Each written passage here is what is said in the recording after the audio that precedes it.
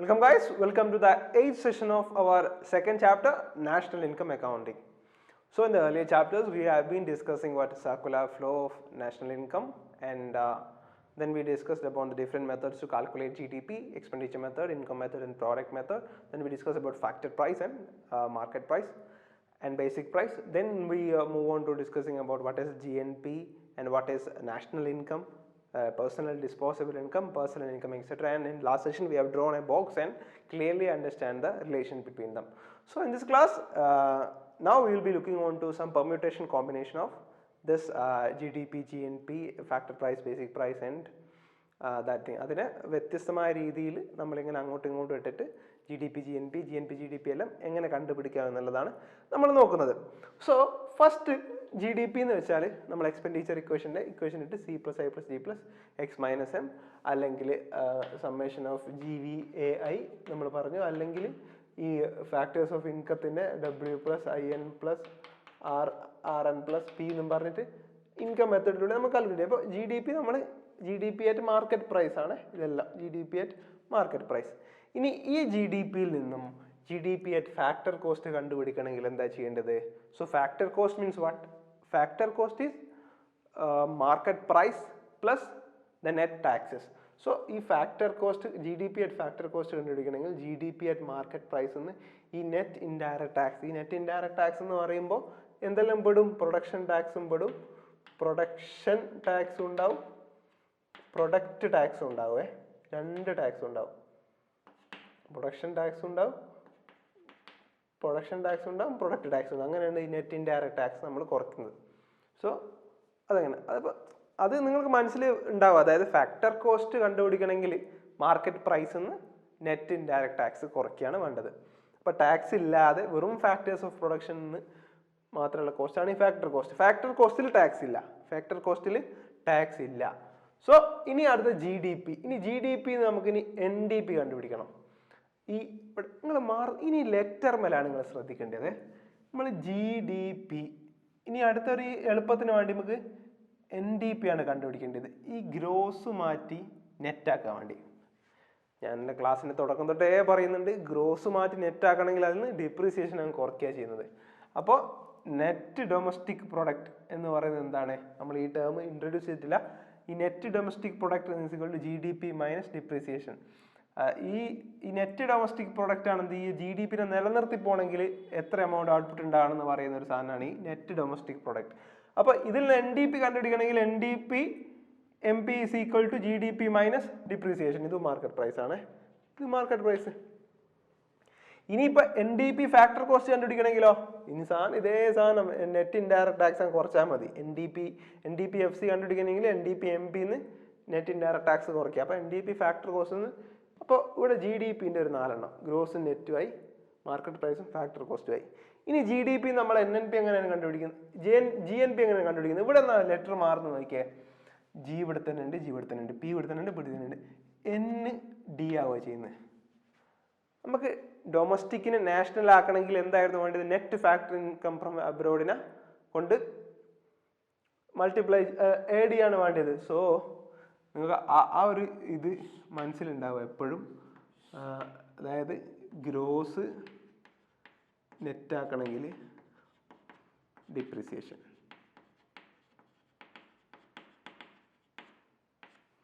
അതുപോലെ ഇനി national domestic ആക്കണമെങ്കിൽ, അല്ലെങ്കിൽ ഡൊമസ്റ്റിക് നാഷണൽ ആക്കണമെങ്കിൽ എന്താണ് വേണ്ടത്? Net factor income from abroad.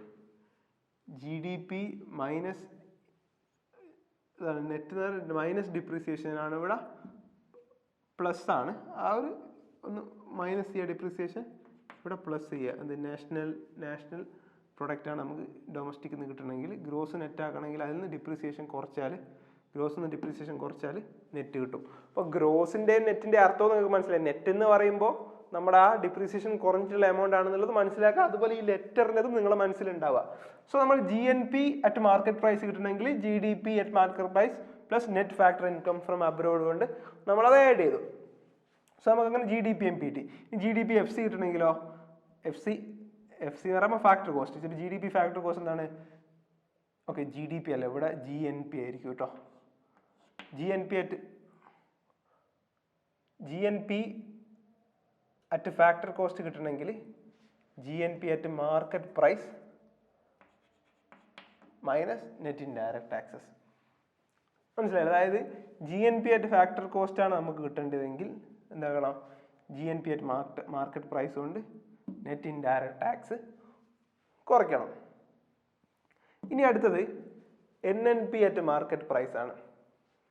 NNP at market price നിങ്ങൾക്ക് വേണമെങ്കിൽ ഈ ഗ്രോസ് നമ്മൾ ഓൾറെഡി നമ്മുടെ അടുത്ത് GNP ഉണ്ട്. ഈ GNP NNP ആക്കേണ്ടത് ലെറ്റർ ഏതാ മാറുന്നത്? GN ആവുക ചെയ്യുന്നത്, ഗ്രോസ് നെറ്റ് ആവുക ചെയ്യുന്നത്. ഡിപ്രീസിയേഷനും കുറച്ചാൽ മതി. GNP at market price minus depreciation. ഇനി വേറൊരു കളി ഇവിടെ നടക്കാൻ പോവാണേ, നോക്കിയാൽ NNP എന്ന് പറയുന്ന സാധനവും ഈ NDP എന്ന് പറയുന്ന സാധനം, NNP NDP, ഇത് നമ്മൾ ഏത് ലെറ്ററാണ് മാറ്റുന്നത്? ഈ ഡി മാറ്റി N ആക്കുകയാണല്ലോ. ഡൊമസ്റ്റിക് മാറ്റി നാഷണൽ ആക്കുകയാണ് നമ്മളിവിടെ ചെയ്യുന്നത്. ഡൊമസ്റ്റിക് മാറ്റി നാഷണൽ ആക്കുന്നത്. അപ്പോൾ എന്താക്കിയാൽ മതി, ഈ NDPന്റെ കൂടെ net factor income from abroad add ചെയ്താൽ നമുക്ക് NNP at net national product at market price കിട്ടും. രണ്ട് രീതി കണ്ടുപിടിച്ച്. ഇനി അതുപോലെ തന്നെ net NNP at factor cost കണ്ടുപിടിക്കണമെങ്കിൽ NNP അറ്റ് മാർക്കറ്റ് പ്രൈസ് നിന്ന് നെറ്റ് ഇൻഡയറക്റ്റ് ടാക്സ് കുറയ്ക്കുക. ഇനി വേറൊരു മെത്തേഡ് നോക്കിയേ, നമ്മുടെ NDP ഇതാ, NDP FC നമ്മളെടുത്തുണ്ട്. നമുക്ക് കണ്ടുപിടിക്കേണ്ടത് NNP ആണ്. ഡൊമസ്റ്റിക്കിനെ നാഷണൽ ആക്കാൻ പോവാണ്. ഡൊമസ്റ്റിക്കിന് നാഷണൽ ആക്കണമെങ്കിൽ net factor income from abroad കൊണ്ട് ആഡ് ചെയ്ത് കൊടുക്കുന്നു. സോ ആ രീതിയിൽ നമ്മളിപ്പോൾ 8 കണ്ടുപിടിച്ച്. ഇനി അടുത്തത് gross value added at market price. അത് ഗ്രോസ് വാല്യൂ ആഡഡ് എന്ന് പറഞ്ഞാൽ എന്താ? നമ്മുടെ GDP തന്നെയാണ്. ഗ്രോസ് വാല്യൂ ആഡഡ് ആണ് നമ്മുടെ GDP അറ്റ് മാർക്കറ്റ് പ്രൈസ്. ഇനി gross value at basic price എന്ന് വെച്ചാൽ എന്താ? ബേസിക് പ്രൈസ് എന്ന് പറഞ്ഞാൽ market price minus net product tax ആണ്. Net product tax. ഇതിനെയാണ് gross value added at factor cost കണ്ടുപിടിക്കണമെങ്കിൽ GVA at basic price minus net production tax. അത് നിങ്ങൾക്ക് സംശയമില്ല. ഈ മാർക്കറ്റ് പ്രൈസ് എന്ന് വെച്ചാൽ എന്താ? ഫാക്ടർ കോസ്റ്റ് പ്ലസ് പ്രൊഡക്ഷൻ ടാക്സും പ്ലസ് പ്രോഡക്റ്റ് ടാക്സുമാണ്. ഈ factor cost plus production tax കണ്ടുപിടിക്കുമ്പോൾ നമുക്ക് എന്ത് കിട്ടും? ഈ മാർക്കറ്റ് പ്രൈസ് എന്ന് പറയുന്നത് factor cost plus production tax plus product tax ആണ്. അപ്പോൾ ഈ മാർക്കറ്റ് പ്രൈസിന്റെ കൂടെ അല്ലെങ്കിൽ മാർക്കറ്റ് പ്രൈസിൽ നിന്ന് ഈ രണ്ട് ടാക്സും കുറച്ചാൽ നമുക്ക് ഫാക്ടർ കോസ്റ്റ് കിട്ടും. ഇനി ഈ ഫാക്ടർ കോസ്റ്റിന്റെ കൂടെ ജസ്റ്റ് നമ്മൾ പ്രൊഡക്ഷൻ ടാക്സ് കൂട്ടുമ്പോഴാണ് നമുക്ക് എന്ത് കിട്ടുക? ബേസിക് പ്രൈസ് കിട്ടുക. അപ്പോൾ അത് അത് നമുക്ക് ഒരു factor cost, basic price, market price, അതിൽ നിന്ന് നമുക്ക് ആ റിലേഷൻ ഓർമ്മിക്കുക. മാർക്കറ്റ് പ്രൈസ് ഫാക്ടർ കോസ്റ്റിനേക്കാളും വലുതാണ് ബേസിക് പ്രൈസിനേക്കാളും വലുതാണ് മാർക്കറ്റ് പ്രൈസ്. ഇങ്ങനെ ഓർമ്മിച്ചാൽ നമുക്ക് എന്തുണ്ടാവും? മെമ്മറിയിൽ നിൽക്കും. So gross value added at basic price ആണ്. Gross value added at basic price എന്താണ്? Gross value added at market price minus net product tax ആണ്. കാരണം ഈ ബേസിക് പ്രൈസ് എന്ന് വെച്ചാൽ എന്താ? ബേസിക് പ്രൈസ് എന്ന് വെച്ചാൽ factor cost plus production tax ആണ്. അപ്പോൾ ഇതിൽ പ്രൊഡക്ഷൻ ടാക്സ് ഇൻക്ലൂഡഡ് ആണ്. മാർക്കറ്റ് പ്രൈസിൽ എവിടെ മാർക്കറ്റ് പ്രൈസിൽ പ്രൊഡക്ഷൻ ടാക്സും ഉണ്ട്, പ്രൊഡക്റ്റ് ടാക്സും ഉണ്ട്. അപ്പോൾ ഈ factor cost plus production tax, നമുക്ക് എന്ത് കിട്ടും? ബേസിക് പ്രൈസ് അല്ലേ കിട്ടുക? ബേസിക് പ്രൈസ് എന്ന് വെച്ചാൽ അതല്ലേ. അപ്പോൾ ഈ മാർക്കറ്റ് പ്രൈസിൽ നിന്ന് ഈ പ്രൊഡക്റ്റ് ടാക്സ് കുറച്ച് കളയാന്ന് വെച്ചാൽ എന്താ? Factor cost plus production tax ആണ്. അതെന്താണ്? ബേസിക് പ്രൈസ് ആണ്. മാർക്കറ്റ് പ്രൈസിൽ നിന്ന് പ്രൊഡക്റ്റ് ടാക്സ് കുറച്ച് കളയും. കാരണം മാർക്കറ്റ് പ്രൈസ് എന്താ factor cost plus production tax plus product tax ആണ്. അപ്പോൾ മാർക്കറ്റ് കോസ്റ്റ് നിന്ന് പ്രൊഡക്റ്റ് ടാക്സ് കുറച്ച് കഴിഞ്ഞാൽ നമുക്ക് factor price plus production tax കിട്ടും. അതാണ് എന്ത് ബേസിക് പ്രൈസ്. അതാണ് GV at basic price is equal to GV at market price minus net product tax. ഇനി GV at factor cost is equal to GV at basic price minus net production tax. അത് അതിൻ്റെ ഒരു ഇത് ഈ idea കിട്ടിയാൽ മതി. അത് FC-ന്ന് production tax add ചെയ്യുമ്പോൾ ബേസിക് പ്രൈസ് കിട്ടുന്നു. ഈ BP-ന്ന് പ്രോഡക്റ്റ് ടാക്സ് ആഡ് ചെയ്യുമ്പോൾ മാർക്കറ്റ് പ്രൈസ് കിട്ടുന്നു. ഈ ഒരു ഐഡിയ മനസ്സിലുണ്ടായാൽ നമുക്ക് ആ ഒരു അണ്ടർസ്റ്റാൻഡിങ് ക്ലിയർ ആയാൽ പിന്നെ നമുക്ക് ക്വസ്റ്റ്യൻ വന്നാൽ നമ്മൾ കുലുങ്ങില്ല. We will be stable with that. We won't get afraid of whatever the question is. So I was repeating so many things. ഈ ഒരു കോമ്പിനേഷൻ മനസ്സിലുണ്ടാവുക. പിന്നെ ഇത് തന്നെ ഈ ബോർഡിൽ ഈ സാധനം ഉണ്ടല്ലോ, ഇത് മനസ്സിലുണ്ടാവുക. അങ്ങനെയാണെങ്കിൽ നമുക്ക് എന്തും കളിക്കാം. ഈ ഗ്രോസ് മാറ്റണമെങ്കിൽ ഡിപ്രിസിയേഷൻ ആകണം, ഈ നാഷണൽ ഡൊമസ്റ്റിക് ആക്കണമെങ്കിൽ നെറ്റ് ഫാക്ടർ ഇൻകം ഉണ്ടാകണം. ഇനി അതുപോലെ MP-ന്ന് FC ഉണ്ടാക്കണമെങ്കിൽ എന്താ, MP-ന്ന് FC ആക്കണമെങ്കിൽ നെറ്റ് ഇൻഡയറക്റ്റ് ടാക്സ് കുറച്ച് കളയണം. ഇങ്ങനത്തെ കുറച്ച് കീവേഡുകൾ ഓർമ്മ ഉണ്ടെങ്കിൽ നമുക്ക് ഏത് കോമ്പിനേഷനും നമുക്ക് എന്താക്കാനോ എളുപ്പത്തിൽ ചെയ്യാൻ വേണ്ടി പറ്റും. So next topic we are going to discuss is nominal GDP and real GDP. So throughout this context we have assumed that the prices of our calculations remain constant. നമ്മളൊരു കോൺസ്റ്റന്റ് പ്രൈസിലാണ് അല്ലെങ്കിൽ പ്രൈസ് മാറുന്നില്ല എന്നുള്ളൊരു അസംഷനിലാണ് നമ്മൾ മുമ്പോട്ട് വന്നത്. For example ഇങ്ങനെ price ഇങ്ങനെ മാറിക്കൊണ്ടിരിക്കുകയാണ് ഓരോ പീരീഡിലും. സേ നമ്മൾ ഒരു 1000 ഗുഡ്സ് ഉണ്ടാക്കുന്നു. 1000 ഗുഡ്സിന് 15 രൂപയായിരുന്നു 2019 വില. 2019 15 രൂപ. ഈ നമ്മൾ ഉണ്ടാക്കുന്നത് എന്താണ്, എന്തോ ഒരു ചോക്ലേറ്റ് ആണ്. അപ്പോൾ ആ ചോക്ലേറ്റിന് 15 രൂപ വരണം. അപ്പോൾ നമ്മുടെ ഈ ഗ്രോസ് വാല്യൂ ആളുടെ എത്രയാണ്, 15,000. ഓക്കെ, അവിടെ പ്രശ്നമില്ല. ഇനി 2020 ആയപ്പോൾ ഇതിന് 30 രൂപയായി. ഇതിൻ്റെ പ്രൈസാണ് ഇത് പ്രൈസാണ്, ഇത് പ്രൈസ്, ഇത് ക്വാണ്ടിറ്റി. സോ നമ്മൾ പ്രൊഡ്യൂസ് ചെയ്യുന്നത് 1000 തന്നെയാണ്. ഇതിൻ്റെ വാല്യൂ എത്ര വന്ന് 30,000 വന്നു.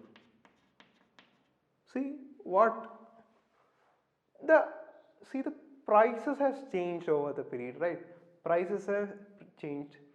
നമ്മളിപ്പോൾ GDP എന്ന അഗ്രിഗേറ്റ് വാല്യൂ ആണ്. അപ്പോൾ നമ്മളിപ്പോൾ ചെറിയൊരു സിംഗിൾ ക്വാണ്ടിറ്റി ചെയ്തിട്ട് ഒരു വലിയ ക്വാണ്ടിറ്റിൻ്റെ എക്സാമ്പിൾ പറയണം. അപ്പോൾ ഇവിടെ GDP ഇൻക്രീസ് ചെയ്തോ, GDP ഡബിൾ ചെയ്തു എന്ന് പറയുകയാണെങ്കിൽ അല്ലേ, GDP ഡബിൾ ചെയ്തു. അപ്പോൾ ഗ്രോസ് വാല്യൂ ഡബിൾ ചെയ്തു എന്ന് പറയാം നമുക്ക്. ഗ്രോസ് വാല്യൂ ഡബിൾ ചെയ്തു. So GDP has increased twice എന്നുള്ളൊരു മീനിങ് ആണ് നമുക്ക് കിട്ടുന്നത്. ബട്ട് പ്രൊഡക്ഷൻ എന്താണ്, പ്രൊഡക്ഷൻ സെയിം ആണ്. ഗുഡ്സ് ഇപ്പം GDP gross value of goods, amount of goods and service produced ആണ്. അപ്പോൾ നമ്മൾ ഗുഡ്സും പ്രൊഡക്ഷൻ ഒന്നും ഇൻക്രീസ് ചെയ്തില്ല, നമ്മളെ പ്രൊഡക്ഷനിൽ ഒരു മാറ്റവും വന്നില്ല. പക്ഷെ നമ്മൾ GDP അങ്ങ് ഇൻക്രീസ് ചെയ്തു. എന്താണ് അതിന് കാരണം, പ്രൈസ് അങ്ങ് ഡബിൾ ചെയ്തു എന്നുള്ളത് കൊണ്ട് GDP അങ്ങ് ഡബിൾ ചെയ്തു എന്നുള്ളതാണ്. പക്ഷെ ഇങ്ങനെ എന്തില്ല, നമുക്ക് വേണ്ടത് ഈ കൂടുതൽ ഗുഡ്സ് പ്രൊഡ്യൂസ് ചെയ്യുക എന്നുള്ളതാണ് നമുക്ക് വേണ്ടത്. ബട്ട് ഇവിടെ നമുക്ക് GDP ഡബിൾ ചെയ്തു. അതിൻ്റെ കാരണം വെച്ചാൽ നമ്മൾ ഇതിനെ ഒരു കോൺസ്റ്റന്റ് പ്രൈസിലല്ല ഇവാലുവേറ്റ് ചെയ്യുന്നത് എങ്കിലുള്ള ഒരു വിഷയമാണ്. അപ്പോൾ ഇതിനെയും നമ്മൾ 15 എന്നൊരു പ്രൈസിൽ തന്നെ ഇവാലുവേറ്റ് ചെയ്തിരുന്നെങ്കിൽ നമുക്ക് ഇവിടെയും 50,000 കിട്ടുകയായിരുന്നു. GDP എന്താണ്, റിമെയിൻ ദ സെയിം എന്നുള്ളൊരു ആൻസർ നമുക്ക് കിട്ടുകയാണ്. സോ ആ ഒരു കോൺസ്റ്റന്റ് പ്രൈസിൽ നമ്മൾ ഇവാലുവേറ്റ് ചെയ്യുമ്പോഴാണ് നമുക്കൊരു GDPൻ്റെ ഒരു ഇത് കിട്ടുന്നത്. സോ അങ്ങനെ ഒരു കോൺസ്റ്റന്റ് പ്രൈസിൽ നമ്മൾ GDPനെ ഇവാലുവേറ്റ് ചെയ്യുമ്പോൾ നമുക്ക് റിയൽ GDP പറയുന്നത്. ഇപ്പോൾ റിയൽ GDP എന്ന് പറയുമ്പോൾ അത് കോൺസ്റ്റന്റ് പ്രൈസിലായിരിക്കും. ഒരു ബേസ് ഇയർ പ്രൈസോ അങ്ങനെ ഇത് വെച്ചിട്ട് ഒരു കോൺസ്റ്റന്റ് പ്രൈസിലാണ് നമ്മൾ ആ GDP ഇവാലുവേറ്റ് ചെയ്യുക. നേരെ മറിച്ച് ഒരു വർഷത്തെ കറണ്ട് പ്രൈസിൽ തന്നെ, ആ ഒരു കറണ്ട് പ്രൈസിൽ തന്നെ, അതായത് നമുക്ക് പ്രൈസ് എപ്പോഴും വില നമുക്ക് പിടിച്ചു വെക്കാനൊന്നാവില്ല, വില ഇങ്ങനെ ഓരോ വർഷം കൂടുന്നവരും കൂടിക്കൊണ്ടേയിരിക്കും. സോ ആ ഒരു കറണ്ട് പ്രൈസിൽ ഇവാലുവേറ്റ് ചെയ്യുന്ന GDPനെ നമ്മൾ എന്ത് വിളിക്കുക, നോമിനൽ GDP എന്ന് വിളിക്കുക. ഈ റിയൽ GDPൻ്റെ കാൽക്കുലേറ്റ് ചെയ്യുന്ന പ്രൈസ് ബേസ് ഇയർ പ്രൈസ് വെച്ചിട്ടേക്കും. നമ്മുടെ ബേസ് ഇയർ നമ്മളൊരു 2000 പ്രൈസ് ബേസ് ഇയർ ആയിട്ട് വെച്ചിട്ട് നമ്മളിങ്ങനെ അടുത്ത വർഷത്തേക്ക് അല്ലെങ്കിൽ 2012 ഒരു പ്രൈസ് ബേസ് ഇയർ ആയിട്ട് വെച്ചിട്ട് നമ്മൾ 2012 ആ ഗുഡിൻ്റെ പ്രൈസ് എടുക്കുക, എന്നിട്ട് അതേ പ്രൈസിൽ നമ്മൾ എമൗണ്ട് കാൽക്കുലേറ്റ് ചെയ്യാൻ വേണ്ടി ശ്രമിക്കുക. അങ്ങനെ ആകുമ്പോൾ ഓരോ വർഷവും എത്ര ഗുഡ്സ് അധികം പ്രൊഡ്യൂസ് ചെയ്തു, എത്ര ഗുഡ്സ് കുറച്ച് പ്രൊഡ്യൂസ് ചെയ്തു നമുക്ക് ഈ GDP-യിലൂടെ മനസ്സിലാകാൻ പറ്റും. സോ നോമിനൽ GDP എന്ന് പറയുമ്പോൾ എന്താ, ആ കറണ്ട് പ്രൈസ് 2019 പ്രൈസ് എത്രയാണോ അത് 2025 price definitely it will be higher than 2020 or something. So ആ വർഷത്തെ പ്രൈസ് വെച്ചിട്ട് ആ ക്വാണ്ടിറ്റീനെ മൾട്ടിപ്ലൈ ചെയ്തിട്ട് ആ വർഷത്തെ കറണ്ട് പ്രൈസ് വെച്ചിട്ട് ചെയ്യുന്നതാണെന്ത് നോമിനൽ GDP എന്ന് പറയുന്നത്. സോ ഇതിൻ്റെ ഒരു റേഷ്യോ ഉണ്ട്, അതായത് ഈ റിയൽ GDP-യും നോമിനൽ GDP-യും തമ്മിലുള്ള ഒരു റേഷ്യോ ആണ്. അപ്പം നോമിനൽ GDP-നെ നമുക്ക് ക്യാപിറ്റൽ ലെറ്ററിൽ പറയാം. ക്യാപിറ്റൽ ലെറ്റർ GDP എന്ന് പറഞ്ഞാൽ നോമിനൽ, കാരണം നോമിനൽ ആയിരിക്കുമല്ലോ വലുത്, അതുകൊണ്ട് നമുക്കതിനെ ക്യാപിറ്റൽ ലെറ്ററിൽ ഡിനോമിനേറ്റ് ചെയ്യാം. റിയൽ GDP-നെ സ്മോൾ ലെറ്ററിലും ഡിനോമിനേറ്റ് ചെയ്യാം. സോ ഇതിൻ്റെ ഒരു റേഷ്യോ ഉണ്ട്, അതായത് GDP by GDP. GDP by GDP 1 അല്ലേ, അങ്ങനെയല്ല. GDP ഇവിടെ നോമിനൽ GDP ആണ്, ഇവിടെ റിയൽ GDP ആണ്. ഈ റേഷ്യോനെ നമ്മൾ എന്ത് വിളിക്കുക, GDP ഡിഫ്ലേറ്റർ എന്ന് വിളിക്കുന്നത്. നമുക്കൊരു എക്സാമ്പിൾ ചെയ്ത് നോക്കാം. നമുക്ക് ഒരു ഗുഡിൻ്റെ പ്രൈസ് 2020 ഇത് നടക്കുന്നത് ഒരു വർഷമാണ്, സെയിം ഇയറിലാണ്. ഇത് രണ്ടും നമ്മൾ 2020-ലാണ്, സെയിം ഇയറിലാണ് ഇത് കാൽക്കുലേറ്റ് ചെയ്യുന്നത്. സെയിം ഇയറിൽ കോൺസ്റ്റന്റ് പ്രൈസും സെയിം ഇയറിൽ ഇത്. അപ്പോൾ 2020 നമ്മൾ എത്രയാണ്, 10 രൂപ. 10 രൂപയാണ് നമ്മുടെ കോൺസ്റ്റന്റ് പ്രൈസ്. നമ്മളൊരു എത്ര ഗുഡ്സ് പ്രൊഡ്യൂസ് ചെയ്യുന്നു, 1110 ഗുഡ്സ് പ്രൊഡ്യൂസ് ചെയ്യുന്നു വിചാരിക്കാം. 110 ഗുഡ്സ് പ്രൊഡ്യൂസ് ചെയ്യുന്നു. അങ്ങനെയാകുമ്പോൾ നമ്മുടെ GDP എത്രയാണ്, 1100.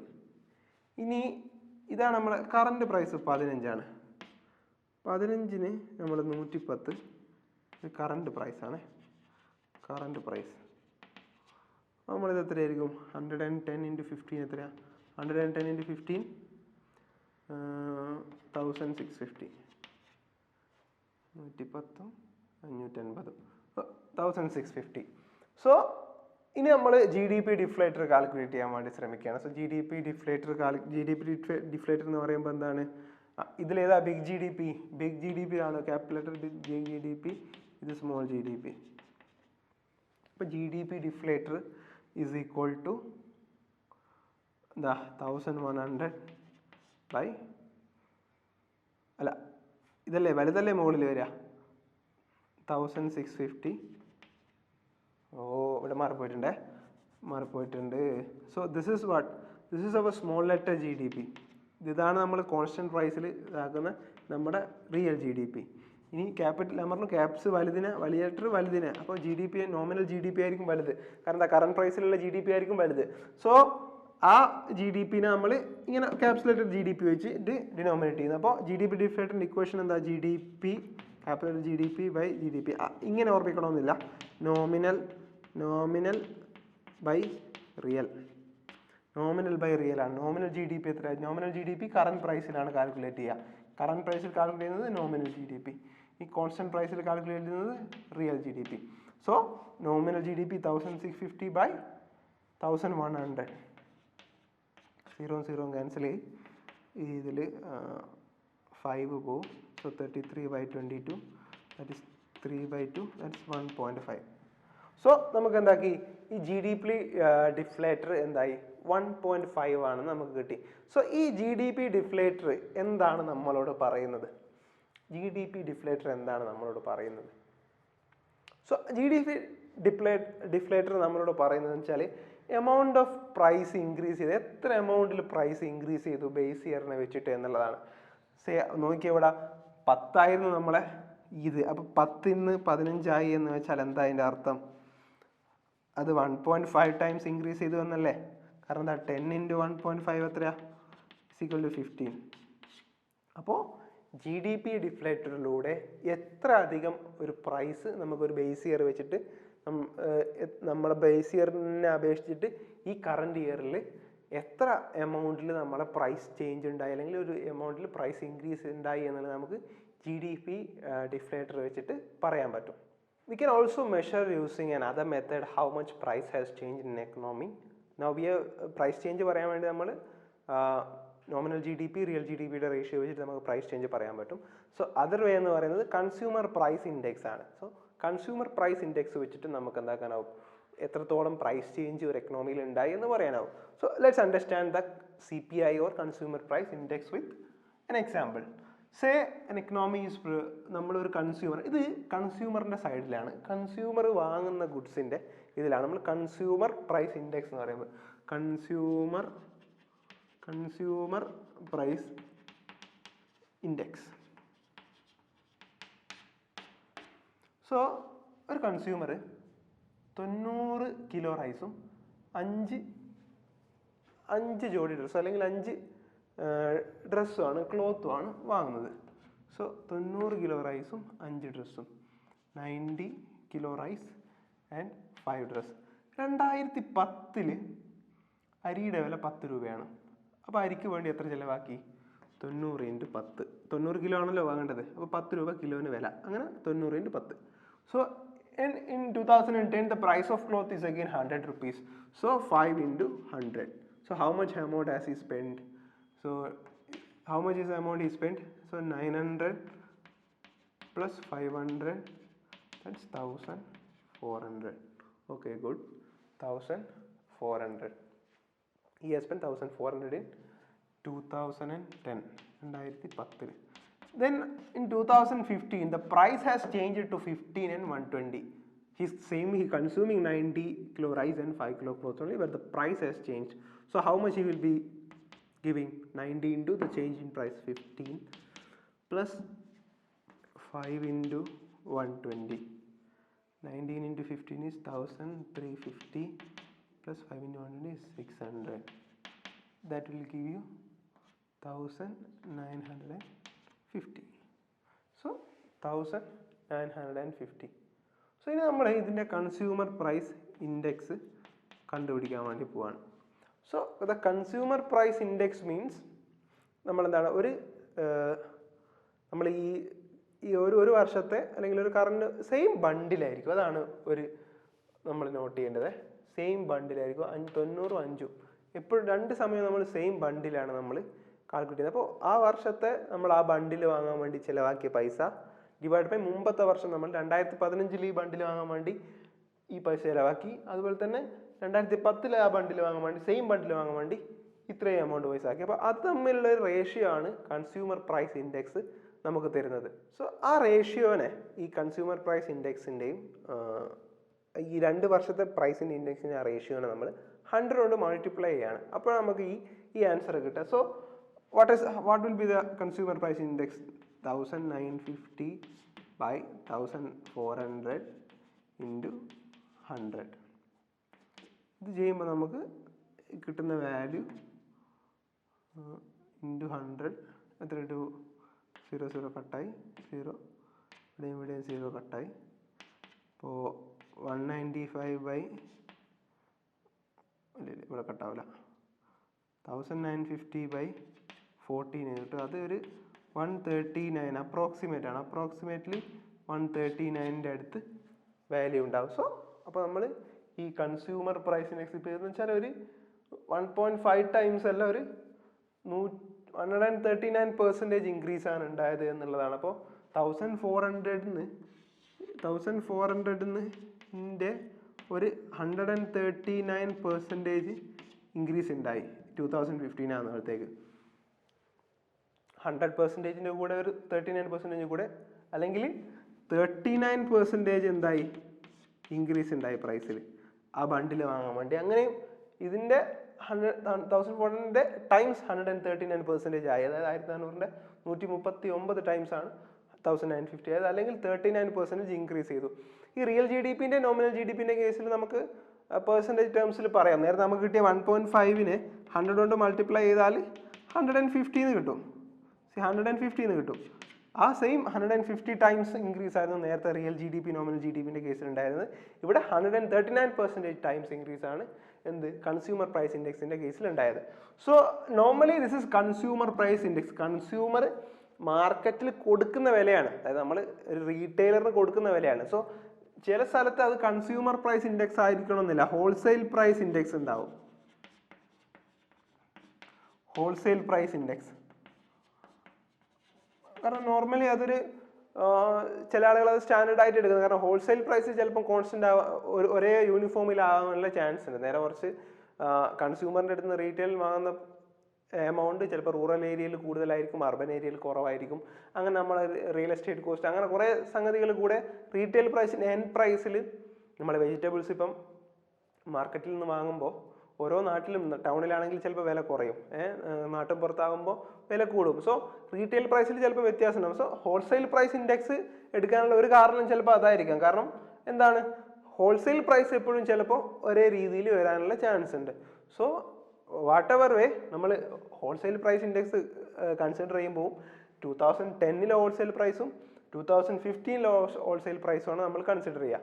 അതേപോലെ കൺസ്യൂമർ പ്രൈസ് ഇൻഡെക്സ് ആകുമ്പോൾ ആ 2015 2010 ഇതിൻ്റെ റേഷ്യോ ആണ് നമ്മൾ കാണുക. സോ ഹോൾസെയിൽ പ്രൈസ് ആയാലും കൺസ്യൂമർ പ്രൈസ് ഇൻഡെക്സ് ആയാലും both of us will gives us the change in price. എത്രത്തോളം പ്രൈസിൽ ചേഞ്ച് ഉണ്ടായി എന്നത് നമുക്ക് കൺസ്യൂമർ പ്രൈസ് ഇൻഡെക്സ് നിന്നും ഹോൾസെയിൽ പ്രൈസ് ഇൻഡെക്സ് നിന്നും എന്താക്കാൻ പറ്റും, മനസ്സിലാക്കാൻ വേണ്ടി പറ്റും. So next will be looking into a difference between the GDP deflator and CPI and wholesale price index.